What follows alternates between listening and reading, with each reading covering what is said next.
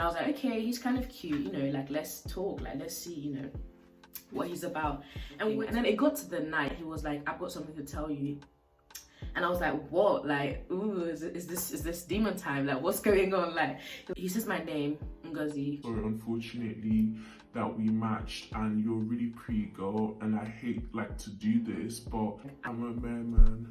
Tonight you will see me in your dream, and we will become one. Time to sleep now. I was praying like I've never prayed before, and I was like, God, please, if I make it through tonight, you know, whatever it is, just tell me, I'll do it. Just let me make it through tonight. Like, I don't want to see a merman in my sleep. I don't want to wake up turning to a mermaid. Like, hey guys, welcome back to my channel. Hello if you're new here, my name is Ngozi and welcome to Discover Ngozi. So today, as you can tell from the title, I've got a story time for you guys about my dating site horror stories. So before I start, I just want to talk about dating sites a little bit. And I feel like for guys, it's not really a big deal if guys have like dating sites, and if anything, it's just like people see it as like normal. But for some reason, if like women have it, I feel like there's more of a stigma attached to it, because I feel like people think that it means you're desperate and like you don't get guys and all that stuff. I don't believe in any of that. I find myself that I've gone on it more during lockdown, because if you're, you know, single and dating, like you're not gonna meet someone at Tesco. I mean, you might, but what are the chances, you know? And like, it's so weird because for some reason I actually prefer using like dating sites to talk to people than Instagram. Like, if a guy messages me on Instagram, sorry, that piece of hair is really pissing me off. If a guy messages me on Instagram, it's kind of a turn off, because I'm like, so this is what you come to Instagram to do? Do you know what I mean? Like, you come here to message people, whereas on dating site, that's like the you know, the purpose of it, so it's not as weird. But anyways, what I'm trying to say before I get into the story is, I feel like the stigma attached to dating sites is so 2007, and people shouldn't be ashamed of using it. It's not that deep. I don't have it anymore, but I have a love and hate relationship with them, and some of which reasons why you will find out today. So let's just get straight into the story time. Okay, so I remember the first ever one I tried was Christian Mingle, because at the time I was like, I think this was in 2019. Yeah, it was not earlier than 2019. I was 20 at the time, right? So I tried Christian Mingle. That was like my first one, because I was like, oh, at the time I was like, oh, I still, you know, Christian guys are lit, but that was at the time, that was like my major priority. I got like eHarmony, and I got Christian Mingle as well. And the people on there were just basically a bunch of uncles. Like, there was no young people. I literally felt like I was the only young person on the app. Like, all the guys I saw there were like uncles, and you know, no shade to people whose types are uncles. If that's your type, that's okay, so long as you're legal, go you. I was literally just having fun with it, because with me, I'm so open to meeting new people, and I'm really good in one-to-one situations. So I love going on dates. Like, it's like a hobby, to be honest. But anyways, what I'm saying is, I basically waited a while before I deleted it, and then I liked someone's profile. I like the youngest person that I saw on there was probably like 27, and at the time I was 20, and I was like, okay, he's kind of cute, you know, like let's talk, like let's see, you know, what he's about. And we're talking and everything. He was telling me, I was like, okay, what do you want in a woman? What's your type? When guys used to ask me my type, I would tell them everything. Oh, I want someone who is nice, caring. I don't do that anymore. Like, guys, I feel like if you're on dating sites, don't tell people your type, because I've learned now that when you tell people your type, they try to impersonate that. And if you tell someone explicitly, oh, I don't like people with bad hygiene, even if they're the dirtiest person on earth, for the first 3 dates where you guys meet up, they'll make sure everything is spick and spam, and before you know, they'll start spiraling out to who they really are. So I don't make the mistake of telling people my type anymore. If you're my type, I will know, you know, that kind of thing. So I was like telling him like all this other stuff, like, you know, I want a guy that's like, you know, understanding, caring, you know, all the jibber jabber, you know, the classic. And then he was like, oh, like, what do you think about like celibacy? And I was like, yeah, like I'm down, you know, like I'm happy to, you know, wait. you know. And these conversations, right, they were all normal conversations because obviously it was a Christian dating site. So I was like, okay, there's nothing strange happening here, type of thing. And then it got to the night, you know, one of those ones where you're like texting and like you're lotioning, you've got like your leg up on the wall, you've got, you know. And at the time, this was summer, and I was at home in London by myself at the time, because I think my family were coming over, but at the time I was by myself. That's what I remember.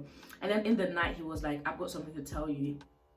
And I was like, what? Like, ooh, is this demon time? Like, what's going on? Like, he was like, I got something to tell you. And I was like, okay, that's fine. And I think he was gonna say something like naughty or something like inappropriate and stuff. And he goes, he says my name, Ngozi, because I put my name, I don't put my name on dating sites anymore. And I was like, yeah. And he was like, I'm a merman. Tonight you will see me in your dream, and we will become one. And I was like, ha ha ha ha ha, like, you're so funny. Like, what? And I was waiting for him to be like, that lol, I like thought I had you there. And I was like, wait, are you, if this is a joke, I'm kind of getting freaked out now. It's late at night and I'm by myself, so can you stop? And he was like, no, I'm sorry, unfortunately that we matched, and you're a really pretty girl, and I hate like to do this, but I'm a merman, and tonight when you sleep you see me in your dream. and I was like, Jesus Christ, like I freaked out, and I immediately unmatched him, deleted the app, and I was like, oh my god. And like, the thing is, yeah, that kind of stuff, it's not even funny, because I like that kind of stuff. I actually believe in mermaids and merman, and I believe that there's a crazy world out there. I believe in, like, you know, I'm a child of light, but I believe in there's a darkness. Do you know what I mean? So I believe all that stuff. So even if you were joking, it wasn't funny. So time to sleep now. I was praying like I've never prayed before, and I was like, God, please, if I make it through tonight, you know, whatever it is, just tell me, I'll do it. Just let me make it through tonight. Like, I don't want to see a merman in my sleep. I don't want to wake up turning to a mermaid. Like, please. And I prayed for the longest time, and at the time I didn't tell anyone until like a week after, because I was so embarrassed. Like, I was embarrassed of, one, even being on Christian Mingle, and two, even like telling someone. I didn't know if the person I wanted to tell would think I was crazy, because I have friends that like are kind of superstitious and will believe me, and I have friends that like they're gonna tell me, because you're crazy and you're so stupid for believing that. But that night I was praying so much, and I was like, God, and I didn't want to sleep, guys. It got to 6 a.m. and I was scared to fall asleep, because I was scared that when I fell asleep I would see this guy in my dream and something will happen to me or something. But the good news is I did fall asleep and I was okay, and I believe it's because I prayed, and you know, I'm a child of God, and nothing, I do believe he can save me from anything. That's my personal belief. So luckily nothing happened to me that night or the few days after. But there were moments where, because I remember the next morning when I was about to have a shower, I was like, what if I get in and then a part of me just turns into, you know, the tail and all of this. But the thing is, guys, I don't know if this guy was taking the piss, because after he said he wasn't joking, I didn't wait to find out. I didn't want him to say more stuff that could indict me, or I didn't want him to say crazy stuff. So the minute he told me this and I said, you joking? He said, no, I'm so sorry that I have to do this, blah, blah, blah. I just left and I ran. And if he was joking, what a dickhead, because he actually had me and I was terrified. But a part of me do think that it's real. The reason why is because he was on Christian Mingle. Christian Mingle is literally like the quickest way to, people who are that, like, if there really are mermaids and mermans, which I think they are, which better app to go into than a Christian dating site to go and find people to recruit? Like, obviously they'd rather be there than like Tinder. So I was like, this is actually mad, because you would think that you would find the most peaceful and drama-free men on a Christian dating site. Little did I know that it was the start of like literally my dating horror stories. But I don't know, it was just, that was a really weird experience. But this is just one of the stories that I'm going to tell you guys. The second story I'm going to tell you guys is my experience that I had on Hinge. Oh, by the way, when this stuff happened, why is my life like this? Okay.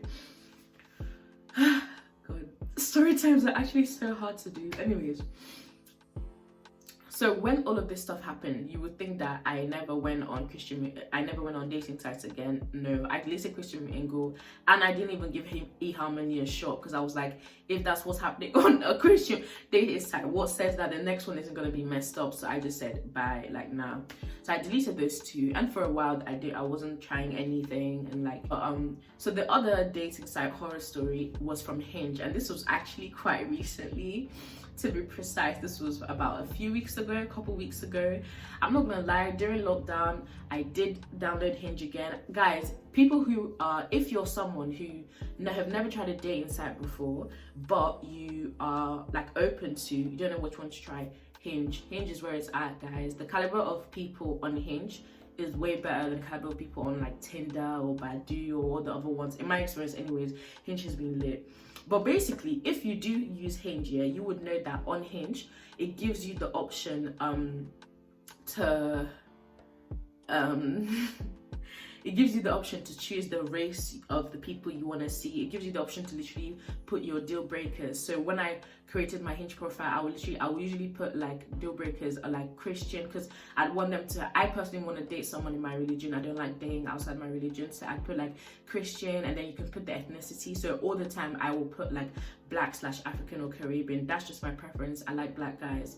But I spoke to my friend, I'll call her Brenda. I spoke to Brenda about like how I always put just to see Black guys, and she was like, oh, you know what, like spice it up a little bit, like it's not every day like the same thing. And like I was like, really? And the thing is, the only reason I listened to her was because she's had flavors with guys, like, you know, Black guys, white guys, and I don't even know if she's been with an Asian guy. So I was like, okay, maybe I should like, you know, like let's not like, but I don't do the whole, like, I don't know, I was just dating, so it wasn't exactly like I was dating to marry or anything. So I was like, okay, let's just, you know, see what they're saying, like what white guys are like. And I'm just more attracted to Black guys, basically. But I was like, when Brenda was like, just have fun with it a little, like, you know, expand your preference, like you're kind of like limiting yourself to only seeing like your race. And I was like, you know what, she might have a point. I was like, okay, just for the sake of it, you know, maybe I am missing something, you know, like let's try a different type of, you know, let's mix it up, you know.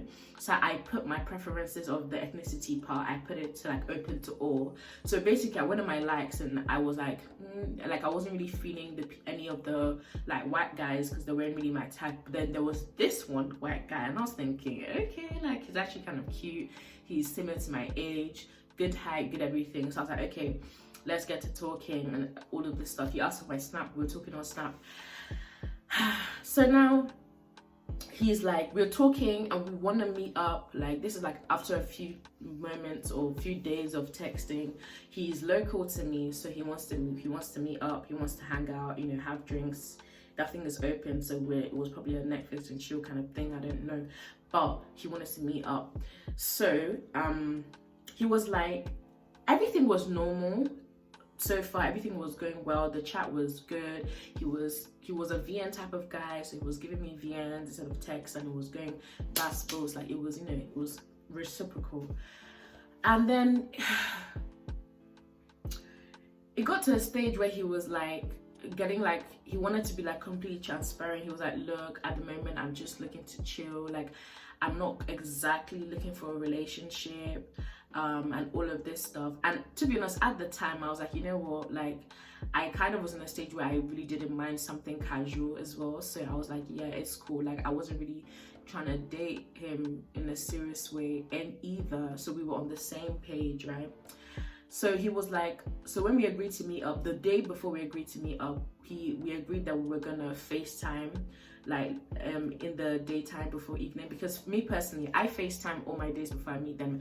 People who meet people on dating sites and meet them without FaceTiming them, you guys have a lot of balls, because I don't know how you guys do that, because I have to FaceTime them first to make sure that the vibe is there, that they're not a catfish, that they're actually how they say they look, and it's not a picture from 5 years ago when they were still toned. Like I have to FaceTime all my dates. So before I meet a guy, whether it's on Instagram, so long as I didn't meet you in person, I meet you online, before we meet up, we're FaceTiming. That's just how I, you know, what I do. And more time I don't want to give them my number, so I set up a Zoom, but that's by the way. So the day before I agreed that we were gonna FaceTime, he was like, oh, is it alright if I tell you my turn-ons, like the kind of things that I like, you know, in that kind of way. And I was like, okay, like go on. And he was like, are you sure it's not the usual? And I was like, oh god, are you gonna tell me that you're into like BDSM or something? Guys, I'm not gonna lie, at this point, what if he was into BDSM? It would have been better than what he did tell me. But let's just get into it. And he was like, he just ignored that, and he was like, no. And he sent me like 2 long DMs, and I was listening. And he goes, I'm just laughing because I feel like this just only happens to me. But he was like, he gets turned on if you're like in the moment, you know, like during, and you call him different guys' name in bed. That kind of thing turns him on. And he said that if I had any after sex pictures with anyone, if I could send it to him, that kind of stuff, he likes to, you know, off to it. He said, goodness me, he said a lot. He said that if he sends me like inappropriate pics, if he was to send me like nudes, he said that he wanted me to be like, oh, I've seen bigger ones, or he wants me to like call the name of the person whose is bigger and like comparison. So basically the gist of what he was saying is that jealousy, making him jealous, turns him on.